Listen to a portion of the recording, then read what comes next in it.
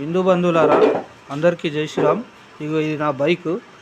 ఇగో నేను ఏడ చేపిస్తా ఏమన్నా అయితే ఇక చూడండి, మన దేవుళ్ళని ఎవరు మొక్కుతారో వాళ్ళ దగ్గర చేపిస్తా. ఇగో మా అన్న నేను ఉండేదేమో అత్తాపూర్లో, వచ్చిందేమో కార్వాన్కి. ఆడ నుంచి ఇడికి 3 కిలోమీటర్లు. అన్న మీ పేరేందన్నా? అన్న మీ పేరు? పురేందర్. మేము రాజన్న అని పిలుస్తాం.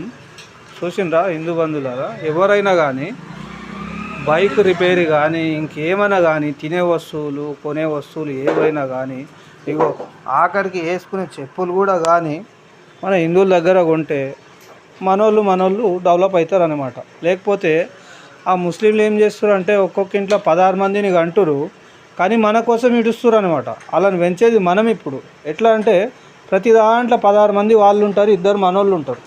మనోళ్ళని డామినేట్ చేస్తున్నాం, ఆ మొండి కుక్కల్ని పెంచుతున్నాం. అంటే లాభం ఎవరికి? ఇప్పుడు లాభం మొండి కుక్కలకు.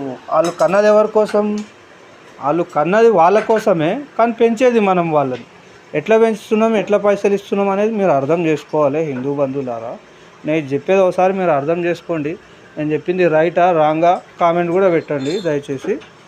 కాబట్టి ముస్లింల దగ్గర ఎవరు కూడా చెప్పులు కూడా కొనకండి. జై శ్రీరామ్.